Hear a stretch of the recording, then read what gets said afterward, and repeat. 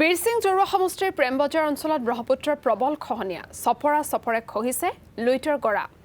নৈৰ বুকুত জাহ গৈছে শতাধিক পৰিয়ালৰ ঘৰবাৰী আৰু কৃষিভূমি খহনীয়াৰ আশংকাত ঘৰবাৰী ভাঙি নিৰাপদ স্থানলৈ ঢাপলি মেলিছে একাংশ পৰিয়ালে খহনীয়া প্ৰতিৰোধৰ ক্ষেত্ৰত নীৰৱ ভূমিকা ৱাজেদ আলী চৌধুৰীৰ ভাঙনে চলি আছে